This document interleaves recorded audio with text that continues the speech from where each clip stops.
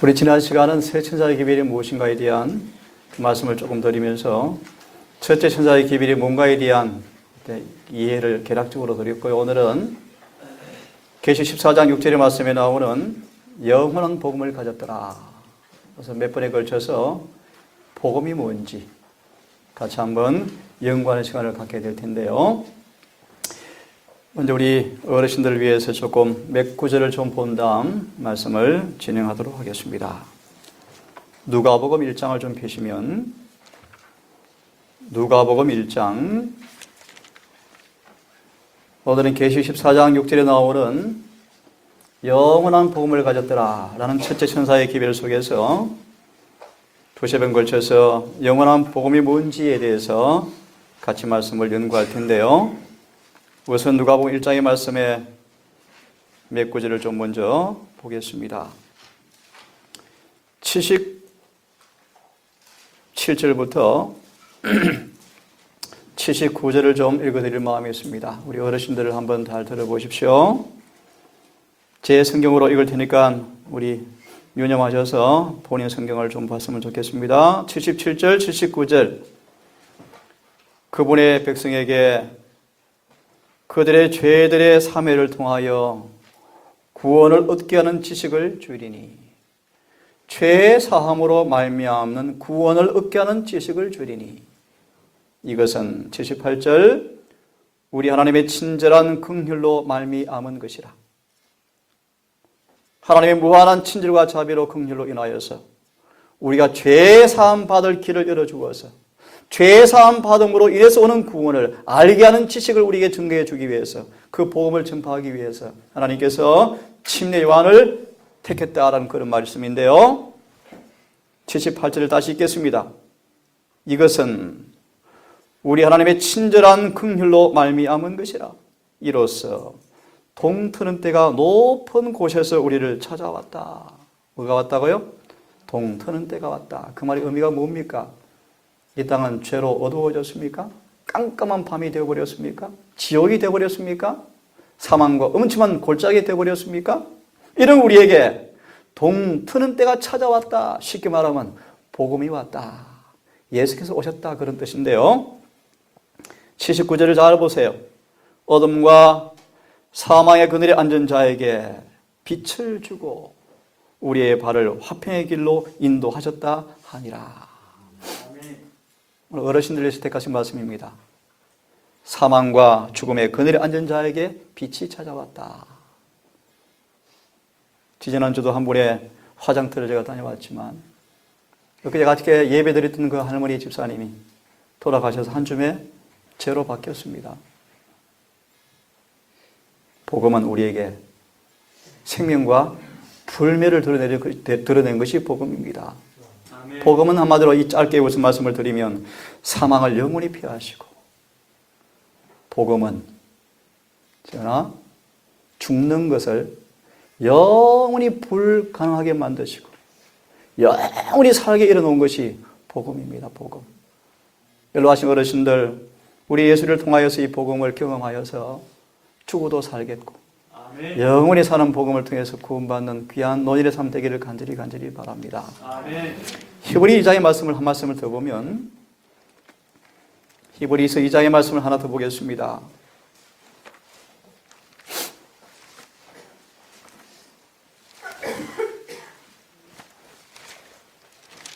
펴졌으면 2장 14절과 15절까지를 제가 읽어드리겠습니다.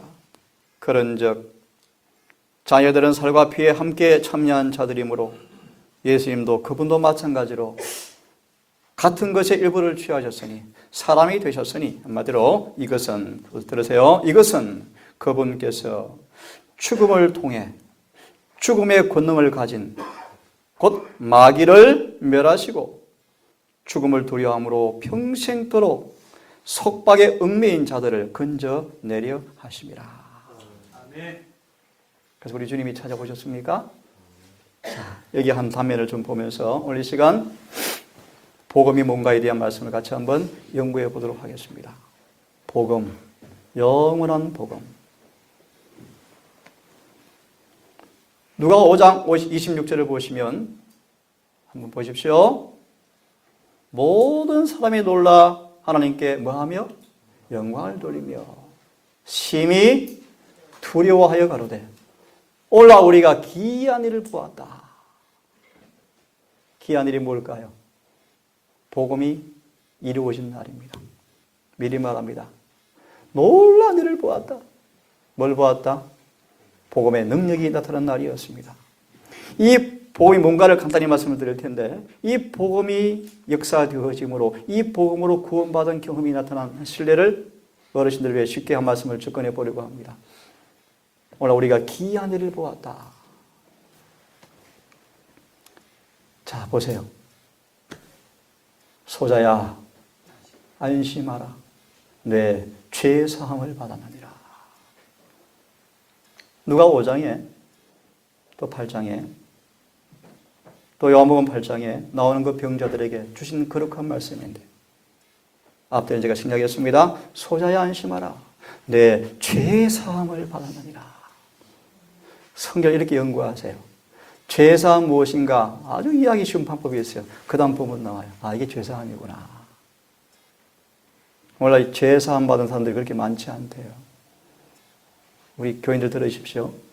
죄 사함과 같은 동의어가 칭의입니다. 칭의. 죄 사함과 동의어가 칭의입니다. 오늘날 칭의를 경험한 사람들이 별로 없대요. 제가 한번 설교를 드렸죠. 그들은 죄 사함 받았는가? 자, 봅시다. 소자야 안심하라. 내 죄 사함을 받았느니라. 왜 이런 말씀이 선포되었습니까? 간단히 말씀드리면 정말 주님을 믿고 나왔습니까? 믿고 나왔습니다. 믿고 나왔습니다. 중풍병자가 지금 어떻게 합니까? 기아장 뚫고 내려갔습니까? 내려갔어요. 소자야 안심하라. 내 죄사함 받았느니라. 뭐가 선포되어집니까? 말씀이 선포되었습니다. 그때 보세요. 말씀이 선포되어지자 지금 무슨 말씀을 드리냐면 쉽게 좀 접근합니다. 어르신들을 위해서. 절망의 짐이 병자의 마음에서 떠나버리고 용서의 평강이 그의 마음에 임하였고 그의 영모를 환히 비췄다. 육체적 고통이 사라지고 온몸은 변화되었다. 어찌할 수 없던 중풍병자가 나은 것이다. 죄인이 용서를 받은 것이다. 따라하십시오. 그대로 되니라. 그대로 되니라. 짧게 말씀 복음이 뭔가? 주님께서 말씀하신 말씀 그대로 되는 것이 뭡니까? 복음이요. 아멘. 복음이요. 복음을 경험한다는 뜻이 뭔가? 그 말씀 그대로 믿고 순종하면 경험되어지는 게 복음을 경험하는 거예요. 아주 간단히 말씀을 드렸습니다. 소자야 안심하라라고 뭐가 선포되어집니까? 말씀이 선포되어집니다. 선포되어지자 믿는 영혼 속에 그 말씀이 뭐 되었다? 그대로 되었다. 이 비결이 뭔가? 죄의 지은 자와 고통당하는 자들을 고치시기 위해서 몸을 굽히신 그리스도의 놀라운 사랑이요. 고통당하는 인류의 불행을 슬퍼하시고 위로하시는 신성이시요. 인간 자녀들에게 이와 같이 나타난 바 된 사랑을 기이한 능력이요. 누가 과연 구원의 기별을 의심할 수 있을까?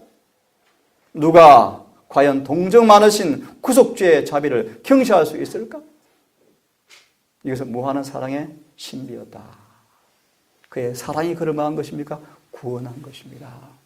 무한한 그분의 사랑의 신비가 그 말씀 속에는 그분의 사랑의 신비가 믿는 영혼 속에 사랑의 역사에서 그 사랑의 능력이 그를 뭐였습니까? 변화시켜버렸습니다. 복음은 그분의 사랑이 우리를 변화시키는 것이 복음입니다. 그 사랑 그분의 말씀을 통해 선포되어집니까? 그 말씀을 그대로 믿고 아멘할 때 그 말씀 속에 있는 그 능력이 나를 뭐합니까? 변화시키는 것이 복음을 체험하는 것입니다. 아멘. 썩어가는 육체의 건강을 회복시키는 것은 창조의 능력 못지않은 능력이 요구되었다. 땅에 티끌로 만든 사람에게 그 동일한 말씀으로 생명을 주신 그 같은 동일한 음성이 죽어가는 그 중풍병자에게 똑같이 말씀하신 것이다. 그리고 육체, 생명을 주신 그 동일한 능력이 마음을 새롭게 하였다. 창조시에 그가 말씀하시면 이루었다 라고 하신 동일한 그 능력의 말씀이 허물과 저로 죽은 영혼에게 생명을 주신 것이다. 육체를 고친 것은 마음을 새롭게 하신 능력의 증거였다. 인자가 죄를 사하는 권세가 있는 줄 믿게 하려 하여 일어나 자리를 들고 걸어가라 명하셨습니까?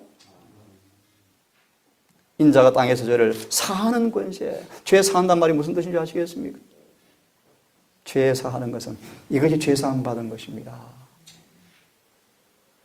한 번은 앨런 하모니, 골드 하모니, 아직 하나님의 종으로 부름받기 전이었죠.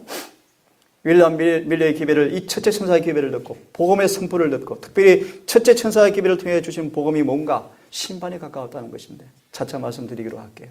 그걸 듣고 이 앨런 하모니 충격에 빠져서 몇 개월을 끙끙 앓아 누웠죠. 결론만 드립니다. 이런 부분이 있어요. 한 여자가 이 골드 하모니를 보았습니다.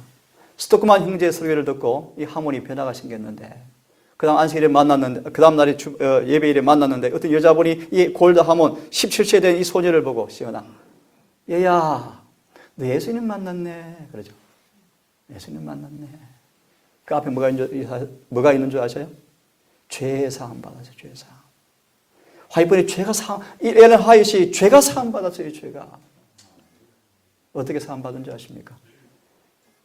죽으면 죽으리라 라는 말씀을 붙들고 그분과 씨름했어요. 우리가 죄를 자백하며 미쁘시고 이로써 우리 죄를 사하시며 말씀 그대로 말씀에 말씀하신 대로 죄를 자백하면 그분이 뭐 하시겠다? 죄를 사해 주겠다고 말씀하셨습니다. 그 말씀을 붙들고 그분께 씨름했어요.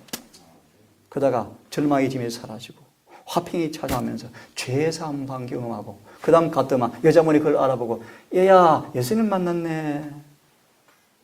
그런 다음 읽어보실래요? 자서전에 읽어보시면 화이 선지자는 그 경험을 수개월 동안 빼앗기지 않았어요. 너무 많이 평안했어요. 뭐 받았습니까? 죄사함 받아요. 죄사함. 죄사함을 다시 말합니다. 실제로 죄의 짐이 내 안에서 떠나버리는 거예요. 실제로 고백하고 자백한 죄가 용서받는 거예요. 실제로 내 안에서 죄가 제거되어지는 거예요. 죄가 옮겨지는 거예요. 그때는 평강이 내 마음에 임하는 것입니까?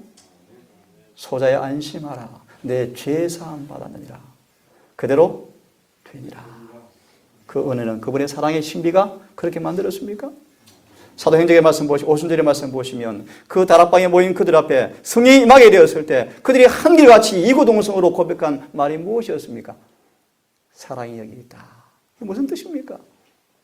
그들이 다 어떻게 되었습니까? 다 변화가 되어버렸어요. 다. 누구처럼? 예수님처럼.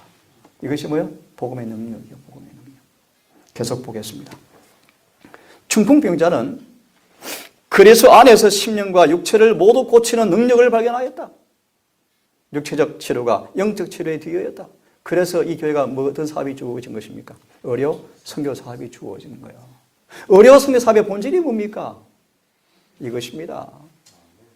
우리의 육체의 병을 고치는 그분께서 우리의 죄를 고치는 분이라는 사실을 믿게 하기 위해서 이 의료 선교 사업을 통해서 셋째 천사의 기별을 소개하는 세계가 의료 선교 사업인 것입니다. 아멘.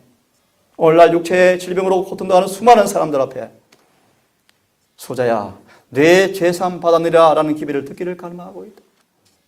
실제 경험해 보시죠. 영원하신 분들. 죄의 불안과 채워지지 않은 욕망은 아울러 죄의 짐이 그들의 질병의 기초가 되었다. 그들의 심령에 치료자 앞에 나오기 전에 위안을 찾을 수가 없었다. 그분만이 줄 수 있는 화평의 심령에 활력을 주고 육체에 건강을 줄 것이다. 그렇습니까? 오직 예수, 오직 예수요. 예수님은 마귀의 일을 멸하러 오셨다. 마귀의 일이 뭡니까? 죄짓게 하는 것이죠. 마귀의 일이 뭡니까? 병 낫게 하는 것, 병 만드는 것이죠. 다툼, 시기, 분쟁, 질투죠. 하나가 되지 못하는 것이죠. 주님께서 마귀의 일을 멸하러 오셨습니다. 여러분 용서받으셨습니까?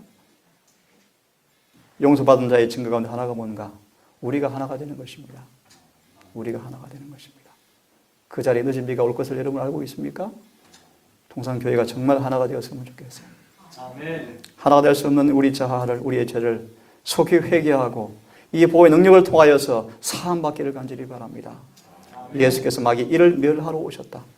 그 안에 뭐가 있다고요? 생명이 있었다. 내가 온 것은 양으로 생명을 얻게 하고 더 풍성히 얻게 하려는 것이라고 말씀하셨다. 예수는 살려주는 영이었다. 그리고 예수께서는 세상에 계실 때 당시 병자를 고치시고 죄인에게 용서를 주었던 동일한 능력을 지금도 갖고 계신다. 제가 내 모든 죄악을 사하시며 내 모든 병을 고치신다. 마무리해보고 이제 본론 들어갑니다. 중풍병자를 고침으로 사람들에게 미친 결과가 마치 하늘이 열려서 더 좋은 세계의 영광을 나타낸 것처럼 보였다. 고침받은 그 사람이 걸음마다 하나님을 찬미하고 새의 깃털처럼 가볍게 그의 짐을 지고 군중 속을 지나갈 때 사람들은 물러서서 예수가 거기 계시는데 누구만 지금 경험합니까? 누구만? 중풍병자만 경험하고 있습니까? 물러서서 그에게 자리를 비켜주면서 두려움에 질린 얼굴로 그를 응시하며 그들끼리 가만히 속삭이기를 뭐 했다? 오늘 우리가 기이한 일을 보았다. 이 기이한 일이 여러분 속에 일어나기를 간절히 바랍니다. 아멘. 로마서 1장 2절에 이렇게 말씀하십니다. 이 복음은 하나님께서 선지자들로 말미암아 그의 아들에 관하여 성경에 미리 약속하신 것이라. 첫째 천사는 영원한 복음을 가졌더라. 마태 1장 1절을 보시면 이런 말씀이 아십니까? 예수 그리스도의 복음의 시작이라. 복음은 누구에 관한 것입니까? 예수에 관한 것입니다. 그분의 신성과 그분의 탄생과 그분의 고난과 그분의 죽으심과 그분의 부활과 그분의 성천과 하늘 성소봉사와 그분의 심판과 재림은 복음입니까? 네, 복음이에요. 복음은 그분의 아들에 관한 것이 복음입니다. 특별히 그러므로 첫째 천사의 기별을 통해 주시는 영원한 복음이 뭔가? 아들에 관한 것 가운데 하나 특별히 말세가 되어서만 선포되어질 복음이 뭔가? 심판할 때가 되었다는 것이 복음입니다. 복음. 그리고 마지막 복음이 뭐죠? 그분이 다시 오신다. 그래서 재림교회는 예수 믿으세요라는 교회가 아니라 심판이 가까웠습니다. 그분이 다시 오실 것입니다. 라는 심판과 재림을 전하는 마지막 교회가 재림교회고 재림교회가 가진 독특한 복음이 심판에 가는 복음이 마지막 재림교회의 복음이에요. 복음. 그분이 다시 오실 거예요. 그분을 만나셔야 돼요. 그분을 준비하셔야 돼요. 그리고 위해서는 이제 공부하게 될 첫째 천사의 기별을 공부하셔야 돼요. 이해하시고 경험하셔야 돼요. 지난번 안 들으신 분들을 위해서 첫째 천사의 기별을 경험했다라는 사실의 결론을 먼저 드립니다. 죄와 세상에서부터 분리가 된 사람들이에요. 아멘. 한마디로 거듭나서 죄 사함 받고 의로워지는 사람들이에요. 차차 공부하겠습니다. 복음은 하나님의 아들에 관한 것이 복음인데 구체적으로 말합니다. 사복음서를 딱 농축하면 이 두 구절입니다. 이 아들로 말하면 육신으로 다윗의 혈통에서 나셨고 따라하십시오. 사람의 아들. 복음이 뭐라고요? 복음이? 그의 아들에 관한 것이 복음인데 어떤 아들? 첫째, 사람의 아들이셨다. 두 번째로 성결의 영으로는 죽은 자 가운데서 부활하여서 능력으로 하나님의 아들로 인정되셨으니 곧 우리 주 예수 그리스도시라. 그분은 누구셨다? 하나님의 아들이었다. 이것이 복음이다. 다시 말합니다. 복음은 뭔가? 사람의 아들이었고 하나님의 아들이었다. 그것이 복음이다. 깊은 내용이 있으려 이 시간 터치할 수가 없습니다. 차차 말씀드릴게요. 정리합니다. 복음은 누구에 관한 것입니까? 하나님의 아들에 관한 것입니다. 아들. 이 아들로 말하면 육신으로는 뭐로 오셨다? 다윗의 혈통으로 오셨다. 이것이 복음인가? 복음이요. 복음. 아멘. 모든 진리와 모든 예언의신과 모든 구원의 기초가 이 2절 속에 기초가 모여 있습니다. 그런 의미에서 2절이 무너지면 뭐가 되어진 줄 아세요? 거짓 교회가 되어버린 거짓 교회. 그래서 기독교, 진리, 성경 모든 진리의 기초는요. 로마서 1장 2절에 3절에 기초합니다. 3절. 육신으로는 다윗의 혈통으로 오셨다. 조금 어려운 말씀이지만 예수의 인성문제, 인성문제. 굉장히 심오한 주제예요. 이 부분이 이해되어지지 아니하면요. 제가 봅니다. 지금 재래집회를 하는 곳들이 계시는데 복음을 가만히 들어보면 다 모순이에요. 모순. 다 보면 충돌되어져요. 그 이유를 아셔요? 이 부분이 해결이 안 되어지면 그들이 복음을 전하지만 온전한 복음이 안 되어져요. 자, 여하튼 차차 그런 부분을 다루기로 하겠습니다. 복음이 뭔가? 쉬운 성경줄로 결론 내립니다. 다른 이로서는 구원을 얻을 수 없나니 천하인간에 구원을 얻을 만한 다른 이름을 우리에게 주신 일이 없습니다. 아멘. 복음은 예수를 통해서 죄사함 받고 구원하는 것이 복음입니까? 그 예수께서 어떻게 병자의 죄를 사해 주셨습니까? 사랑의 신비의 능력의 말씀으로 그를 고쳐주셨습니까? 어떻게 병자가 고침받았습니까? 그 말씀 앞에 온 마음으로 아멘 했습니까? 좀 어려운 말씀을 제가 생략하고 조금 다른 말씀으로 제가 드리면서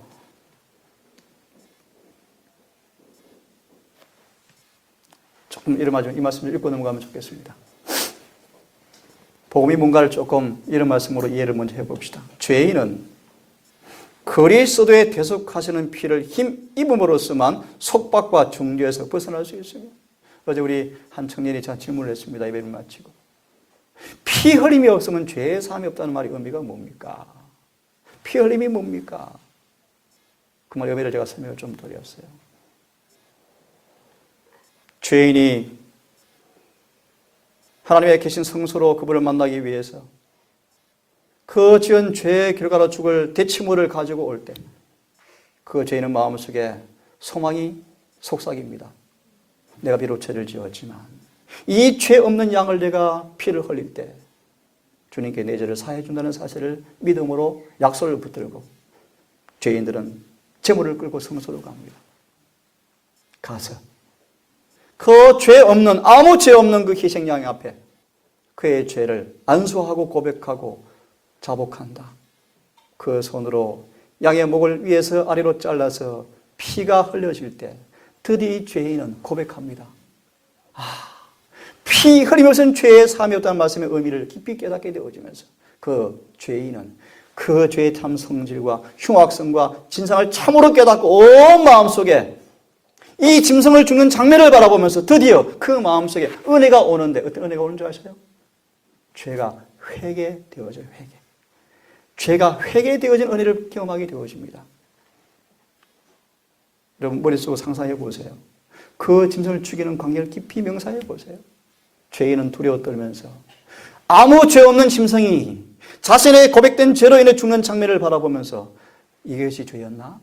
이렇게 제가 무서운 것이었는가? 이런 죄를 위해서 준비하신 희생양이신 그분의 사랑을 믿음으로 바라보면서 감사하면서 중심으로 죄를 회개하는 마음이 경험되어지는 그 일을 통하여 주님께서 그렇게 죄를 뉘우치고 자복하면서 피 흘림의 장면을 바라보면서 정말 죄에 대한 은혜를 통해서 회개가 일어날 때 주님께서 그 죄인 속에 뭘 주세요? 죄의 사함을 주십니까?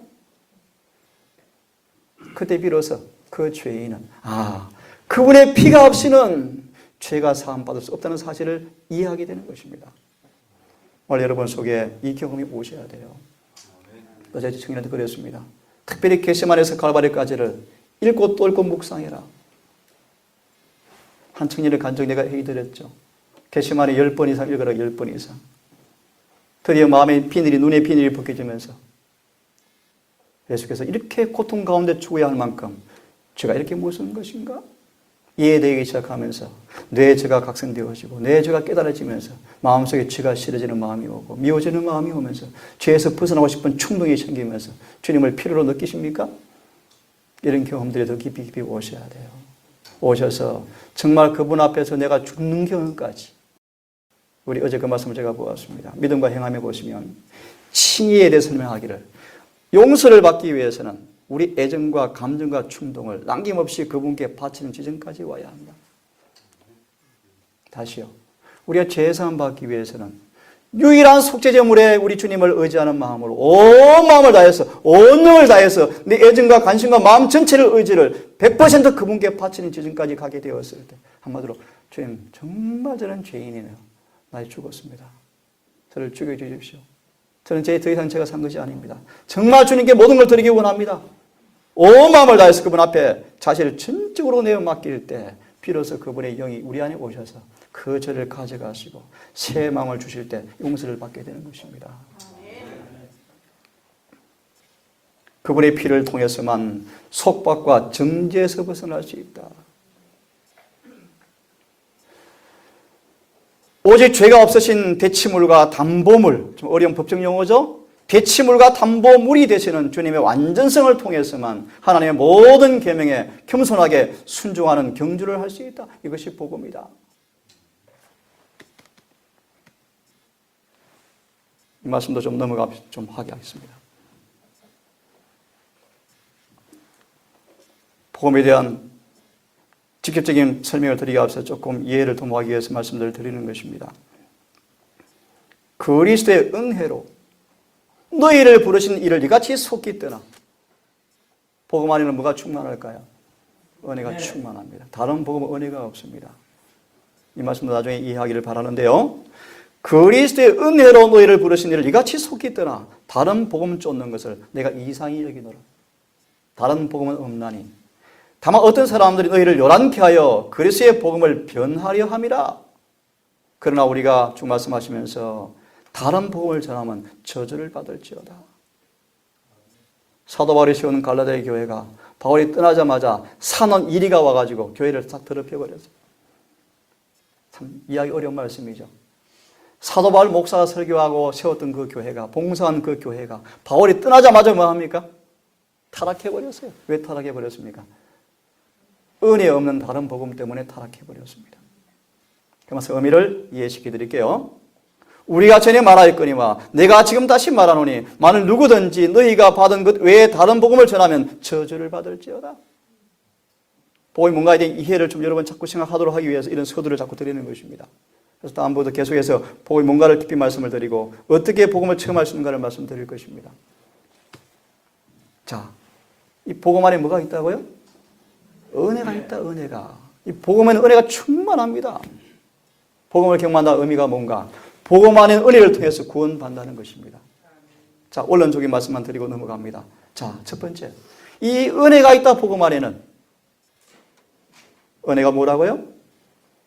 구속하시는 사랑의 신비다. 복음은 그분의 사랑이 충만한 것입니다. 그분의 모든 말씀 안에는 그분의 사랑이, 그분의 피가, 그분의 은혜가 충만히 있습니다. 복음 안에 은혜가 들어있는데 그 은혜의 목적이 뭔가? 사랑의 신비를 통해서 우리가 구속받는 것입니다. 구속이 뭐죠? 에베소 1장, 골로새 1장의 말씀 보시면 죄사함. 다시 말하면 은혜의 목적이 뭔가? 우리를 죄를 사하시는 사랑의 신비다. 중풍병자에게 말씀을 통해서 복음이 선포되어지니까 말씀 속에 있는 그 사랑의 신비가 꼭 죄를 사하는 신비의 능력이 믿는 것 속에서 뭐였습니까? 역사를 이루어 놓았습니까?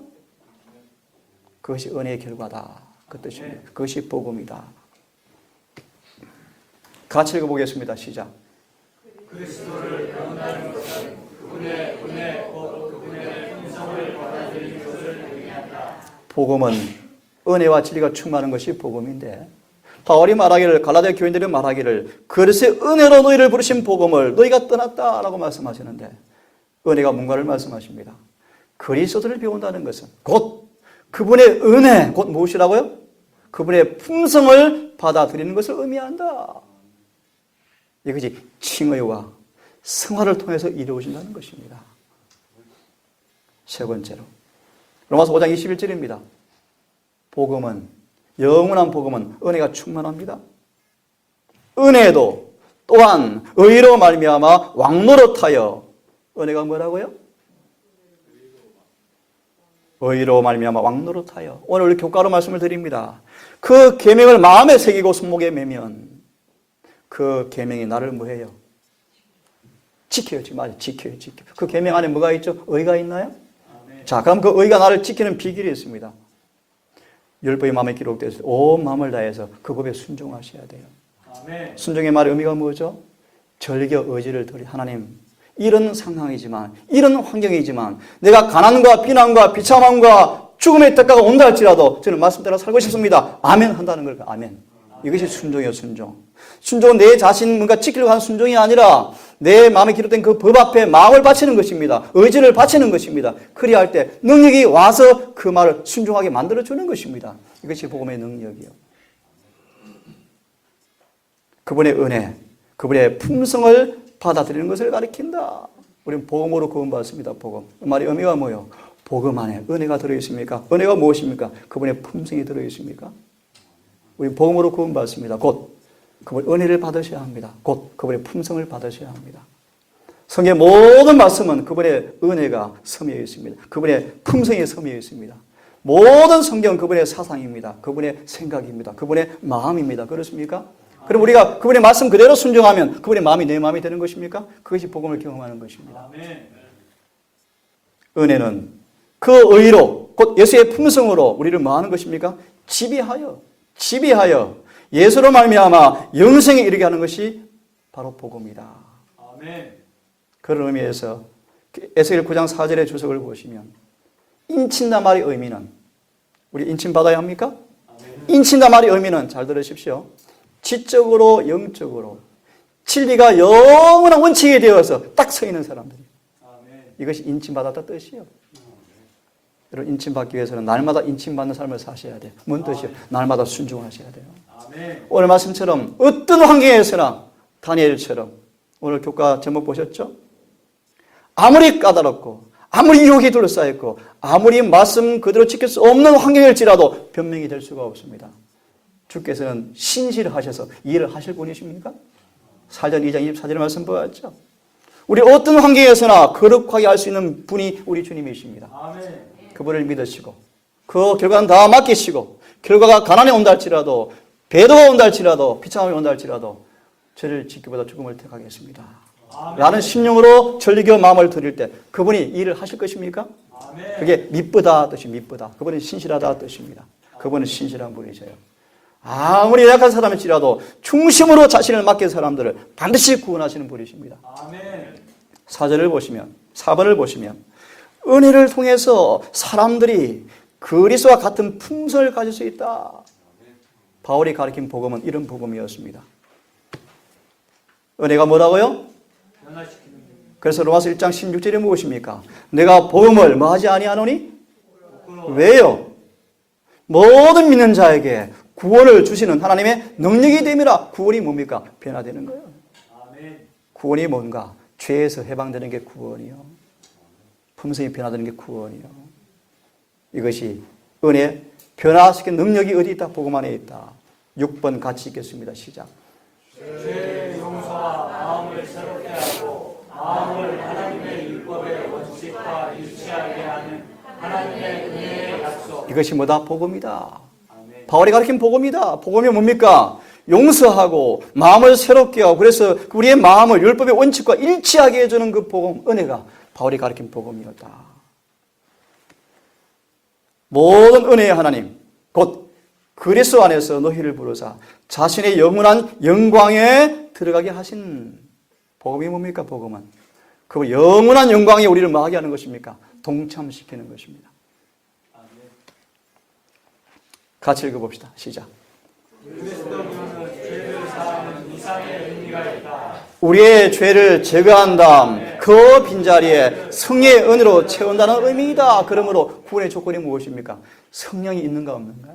아멘. 정보하면 잘 아시죠? 수많은 사람들이 계시 가운데 하늘에 들어가려고 줄을 서 있는데 묻는 질문이 뭐였습니까? 그들은 성령을 받았습니까?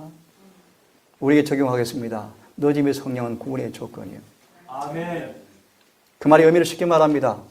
이름비를 통해서 영혼이 변절자가 아니라 이름비를 통해서 예수님을 온전한 신랑으로 모시는 사람이 입증된 사람 앞에 영혼이 너 집의 성령을 충만하게 주어서 충만케 시켜버려서 영혼이 예수님과 하나가 되게 만드는 것이 너 집의 성령이에요. 아멘. 그러면 매일 이름비를 따라 뭐 하셔야 돼요? 신랑 되신 주님과 사셔야 돼요. 아멘. 이름비 성령, 이름비 성령. 이걸 좀 더 다르게 말씀을 드리면 매일매일 은혜를 따라서 사셔야 돼요. 아멘. 그런 사람에게 마지막 은혜가 올까요? 그게 너 준비의 은혜예요. 그 은혜가 임하면 여러분 영혼이 다시는 넘어지지 아니하고 아니 다시는 죄로 더럽힘 받지 아니하고 죄가 제거되어지고 영혼이 인침받아서 하늘에 들어갈 사람으로 마지막 준비가 되는 것이 늦음이와 인침입니다. 아멘. 여러분 이걸 사모하시길 바랍니다. 아멘. 늦음이를 기다릴 사람들은 간절한 마음으로 늦음이를 사모하는 사람들은 매일매일 뭐 하셔야 돼요? 이른비를 받는 일에 실패하지 마셔야 돼요. 아멘. 자, 계속 바랍니다. 죄를 제거한 다음 그 빈자리에 성령으로 채운다는 의미이다. 성령으로 채워지는 것이 뭐가 채워질까요? 로마서 5장에 잘 나와 있죠. 6절 7절에. 그분의 사랑이 채워져요. 사랑. 성령으로 사랑이 채워지면 복음이 부끄럽지 않아요. 왜요? 성령으로 사랑이 채워지니까 율법이 이루어져 버려요. 심판이 기쁩니까? 아멘. 기쁘죠. 자, 그것은 시간이 없으니까 뒤에 보세요. 그리스도께서 우리의 마음을 다스릴 때 그것은 순결하게 되어지고 죄에서 뭐 된다? 같이 읽습니다. 시작. 그리하여 시작. 그리하여 복음의 계획의 영광과 충만함과 완전함이 우리 생활 속에서 완성되어진다. 복음의 계획이 먼저 암시가 되어집니까? 복음의 계획이 무엇이고 영광이 무엇이고 충만이 무엇이고 완전히 무엇인가가 이해가 되어집니까? 예수께서 우리 마음을 다스리시면 그것은 뭐 되고? 순결하게 되어지고 죄에서 해방되어진다. 이것이 뭐 된 것이다? 복음이 계획이 완성된 것이다. 이게 다니엘서 9장 24절이에요. 죄가 영원히 끝났다. 기쁜 소식입니까? 아멘. 그래서 빨리 성소가 정결을 져야 돼요. 아멘. 그래서 이것이 영원한 복음의 첫째 선자의 기별로 선포되는 것이 성소가 정결해지고 있다. 그 뜻입니다. 그리고 빨리 뭐 받아라? 성소 정결을 준비하라. 이게 첫째 선자의 기별이에요. 그러려면 어떻게 해야 한다? 그분을 알아야 한다. 그래서 하나님을 두려워하라 가르쳤죠. 그분이 어떤 분이신가? 깊이 배울 때 뭐가 깨달아져요? 그분의 사랑이 깨달아지면서 죄가 깨달아집니까? 그분을 두려움으로 죄에서 떠납니까? 이게 보면 제가 나누어 드린 것입니다.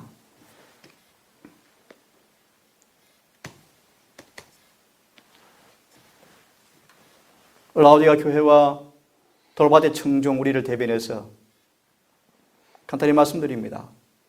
진리의 누룩이 마음속에 깊이 간직되고 여전히 거듭나지 못한 품성이 나타나고 있다. 선천적, 후천적 나쁜 성벽이 누룩에 변화시키는 능력에 굴복하지 못했다. 그 말씀을 실물교는 날카롭게 우리에게 딱 이야기하고 있습니다.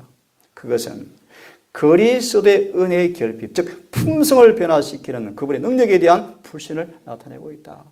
이게 우리의 모습이에요. 저를 포함해서 여러분 아직까지 그런 결함들이 있습니까? 결점들이 있습니까? 은혜가 결핍되어 있습니다. 부지런히 우리의 병을 고치는 의사가 계신 그분 앞에 만병통치약 가진 지성소 앞에 나아가셔서 모든 죄를 고치는 그분 앞에 이 결함들을 내어놓으시고 은혜를 구하시는 여러분 되기를 간절히 바랍니다. 아멘. 그분이 고쳐주실 거예요. 아멘. 자, 여기도 보십시다. 하나님께서 당신을 믿는다고 공언하는 사람들이 당신의 형상에 일치되어지고 당신의 성령의 지배를 받게 될 때만 영광을 받을 수가 있다. 이리하여 그때에요. 구주의 증인으로서 그들은 하나님의 은혜가 그들을 위해서 무엇을 행하셨는지 나타낼 수가 있다. 이런 일이 곧 올 거예요. 그게 너 집이 성령의 때예요. 저는 두렵습니다. 기별을 전하면서요. 여러분 얘기했죠. 너 집의 때는 그분이 심지 않은 사람은 아무도 없대요. 조직을 통해서 신학을 통해서 안수받고 목사가 되어 기별자가 되었습니까? 환경 때문에 되었습니까? 그때는 불가능해요. 너짐이 받은 사람만 기별자 될 것입니다. 그 말의 의미가 뭐예요? 그들 속에 뭐가 재현되었을까요? 그분의 형상이요. 복음이 처음이 되어진 사람들이에요.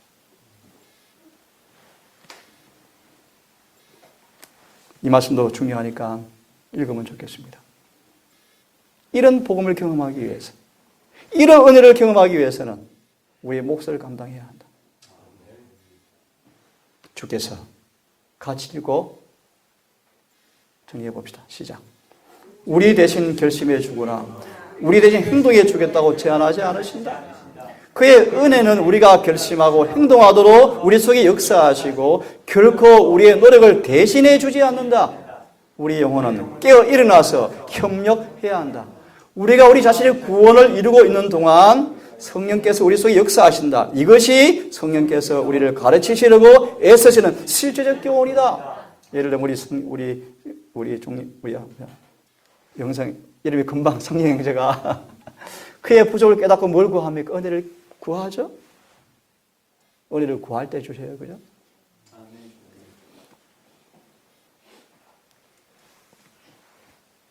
사도 바울을 통해 주었던 복음이 뭔가를 다시 한번 정리해보고, 다시 말합니다. 이런 말씀 드린 까닭이 여러분 속에 숙제를 자꾸 드리는 것입니다. 그래서 이제 차근차근 이제 복음이 뭔지, 어떻게 경험할 수 있는 것인지를 말씀을 드릴 텐데, 자, 바울이 가르친 복음이 뭔가, 뭐였는지, 왜 어떤 것이었는지, 갈라디아 교회가 속히 그걸 떠나버리고 다른 복음을 좋아했는지, 이런 말씀 드리기가 부담스럽지만 왜 오늘날 우리가 이렇게 되었는지, 마지막 교회 이렇게 힘이 없게 되었는지, 다른 복음이 들어와 버렸어요. 다른 복음.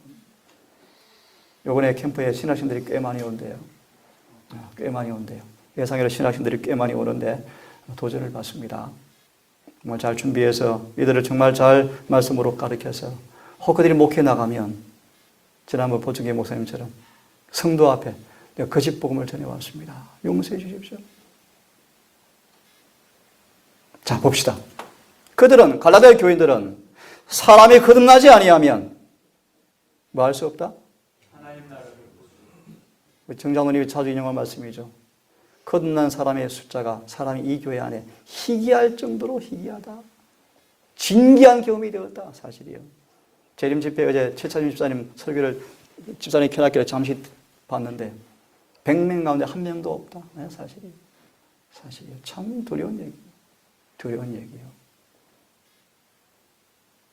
사람이 거듭나지 아니하면 하나님 나라를 볼 수 없다라는 말씀에 순종하기를 요구한 복음을 갈망하지 않았다. 자, 그러면 사도 바울이 가르친 복음이 뭡니까? 거듭나야 한다. 거듭나야 한다. 그런데 보세요. 그런데 갈라디아 교인들은 이 사도 바울을 통해 주신 이 복음은, 가르침은 너무나 큰 희생을 요구한다고 느끼고 오류에 매달려 스스로 기만을 당하고 다른 사람들도 기만하였다.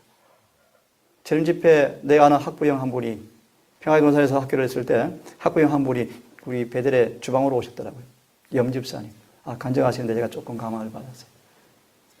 품성 변화되기 위해서 전도해야 한다. 아니에요. 그렇지 않습니다.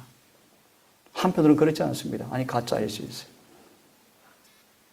제가 보는 예리신과 성경은요, 이렇게 되어 있습니다. 하나님의 백성으로 태어난 사람은 선교사로 태어나는 것입니다. 맞습니까? 맞죠. 선교사는 뭔데요? 뭔데? 메시지가 있어요, 메시지가. 정인이 돼야죠. 그래서 사도행 1장 8절에 있는 것입니다. 성령이 임할 때까지 마라. 떠나지 말라. 12제자가, 70년 제자가 파송되었을 때 그들이 뭘 느껴요? 도저히 느끼고 돌아오죠. 그들은 정인의 자격을 준비하는 훈련 기간이었습니다. 그럴 수 있어요? 그럴 수 있어요. 하지만 제가 말하는 요지가 뭐냐 하면 그분의 간증입니다. 품성에 변화되기 위해서 열심히 전도했는데 안 되더래요. 안 되죠. 그런 그가 세신자의 기별을 연구하고 경험되어지니까 전도가 되어지더래요. 아멘. 만나는 대로 전도가 되어지 기쁘더래요. 이제 짐이 아니에요, 짐이. 기쁘더래요. 변화가 일어나더래요. 그래서 기도했더만 응답으로 또 베델에 앉혀놨는데 복음의 진수가 있는 곳에 앉혀놔도 감사하시더라고요. 참 감사한 일이죠. 교회 들어볼 수 있는 복음이 있는 곳이죠. 그들은 오리가 뭔지 알아요? 자, 좀 설명을 드리고 마무리하겠습니다. 오늘은 사도 바울이 가르친 복음의 이 결론은 거듭나야 한다는 것입니다. 거듭나기 위해서는 여러분 수없이 들었지만 우리 자아가 굴복해야 한다는 것입니다. 한 번 굴복하는 매 순간순간 굴복해야 합니다. 이것은 어려워 힘들어. 우리가 뭔지 아세요? 한 번 아프고 말자 할례 받는 거예요. 열심히 선교 봉사하러 다니는 거예요. 그것이 훨씬 쉬워요. 뭐가 어려워요? 그래서 기도원이 전쟁은 승리했지만 뭘 이기지 못해요? 자아를 이기지 못함으로 기도원이 범죄하죠. 전쟁은 승리했지만 뭘 이기지 못해요? 자아를 극복하지 못하죠. 우쭐하는 죄에 넘어져서 큰 낭패를 당하죠. 그들은 스스로 기만을 다하고 다른 사람들도 기만하였다. 바울이 가르친 복음은 은혜를 충만 받게 되어지고 그 은혜가 우리의 죄를 사하고 우리를 거듭나게 하는데 그러기 위해서 우리의 주인으로 주님을 모셔야 한다. 우리 모든 걸 배설물로 여기고 죽어야 한다. 그 주님만이 내 구주이시다. 내 주인으로 모시고 온 마음으로 그분을 사랑하고 그분께 바치면 그분 은혜가 우리를 마음입니까? 변화시킬 것입니까? 아멘. 이 말씀 읽고 오늘은 끝내겠습니다. 그리스도의 은혜를 충만함을 갈망하라. 그대의 마음을 하나님의 의에 대한 열렬한 강구로 가득 채우라. 제가 어제 성화된 생애를 다시 보면서 이 말씀이 다시 한번 생각이 되었습니다. 성화된 생애를 다 보면서 내가 더 의를 더 사모하자, 더 갈망하게 되었어요. 의의 표준은 이 적대는 말은 아니지만 훨씬 높습니다. 신앙의 표준이 높아져야 합니다. 가득 채우라. 하나님의 말씀이 선언하는 사번 평하여 결과는 영원한 안정이다. 감사합니까? 근데 이렇게 하는 길이 좁고 불편하지만 결과가 무엇입니까? 예정되어 있습니까?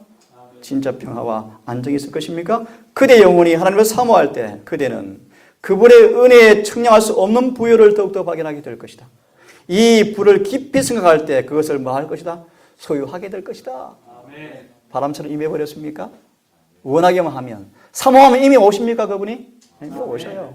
구주의 희생의 공로와 그분의 의의 보호와 그분의 지혜의 충만과 아버지 앞에 그들을 점도 흠도 없이 나타내실 그분의 능력을 나타내게 될 것이다. 뭐 하면요? 은혜를 충만히 갈망하면. 아멘. 아까 은혜가 뭔가를 말씀을 드렸습니다. 복음 안에 그런 은혜가 들어있습니다. 그 은혜를 갈망합시다. 아멘. 차근차근 몇 번에 걸쳐서 복음이 뭔가를 깊이 같이 공부해 보겠습니다. 성경에서 말하는 복음이 무엇인지, 영원한 복음이 무엇인지, 첫째 천사를 통해 외쳐지는 복음이 무엇인지를 같이 공부하면서 첫째 천사의 기별을 계속해서 이어나가도록 하겠습니다. 모쪼록 이 안식일에 다시 한번 우리 구주의 풍성한 은혜 가운데서 믿음으로 여러분 쉬셔서 오늘 안식일을 통해 주어지는 놀라운 은혜가 여러분 모두에게 경험되어지는 귀한 안식일의 경험이 있기를 간절히 바라면서 오늘 말씀을 마치겠습니다. 하늘에 계신 아버지, 사망과 음부의 골짜기에 놓인 우리를, 정신토록 죄의 종이 되어서 사망의 종이 되어 끌려가는 우리를 죄와 사망에서 영원히 해방시키는 놀라운 복음을 주신 것을 감사합니다. 이런 복음의 주 되신 우리 주님을 마음으로 사모하고 갈망하며 온 영혼에 가득 바울처럼 주님이 전부 되는 경험을 하기를 사모합니다. 주님, 우리의 눈을 열어주시고 우리 마음의 비늘을 벗겨주셔서 우리 주님 무한한 청량하신 사랑 마음에 사랑 앞에 감업하여 감동하여 우리 전체를 사도 바울처럼 바치는 그 헌신의 경험이 무엇인지를 알고 싶습니다. 그래서 우리를 즐겨 바치는 자에게 주어지는 이 복음의 은혜를 통해서 이루어지는 죄의 사함과 성령의 임재의 경험을 통하여 실제로 죄에서 해방되어지는 그 경험을 하기를 간절히 원합니다. 아멘. 주님, 약속하였으니 감사하며 약속을 믿고 간구하기 원하오니 믿음대로 응답해 주실 것을 믿고 감사합니다. 아멘. 인생의 연수를 얼마 두지 않은 귀한 딸들을 기억하여 주시옵소서. 아들을 기억하여 주시옵소서. 아멘. 영혼의 갈망을 채워주시고 충족하셔서 우리 예수를 통해 이루어지는 죄의 사함에 놀라운 경험을 하시고 성령 안에서 살든지 죽든지 하게 인도해 주시옵소서. 아멘. 안식일 남은 해가 지는 시간까지 우리 모두가 이 날을 기억하여 지키게 하시고 우리 주님을 매사에 초대해서 주님이 우리 사이에 있게 하시고 주님의 교제가 서로 나누어지게 하셔서 안식일을 더럽히지 않게 하시고 그렇게 준수되어지므로 오늘도 영적 축복이 경험되어지는 귀한 날 될 수 있도록 인도해 주시옵소서. 아멘. 특별히 우리 시온이 우리 여러 어린 아이들 시온이 이들을 기억해 주시고 이 아이들의 마음속에 진리를 사랑하고 진리를 좋아하고 거룩함을 좋아하고 구주를 사랑하고 하늘을 사모하고 죄를 미워하는 아이들 될 수 있도록 인도해 주시옵소서. 아멘. 남은 안식일 시간 함께해 주시고 해가 지도록 우리 걸음을 인도해 주시고 해지는 시간 다시 모였을 때 감사와 찬송으로 안식을 보내는 예배를 드릴 수 있도록 우리를 지켜주시기를 우리 구주 예수님 이름 의지하여 감사하며 기도 올리옵나이다. 아멘. 묵상으로 안식일 예배를 마치겠습니다.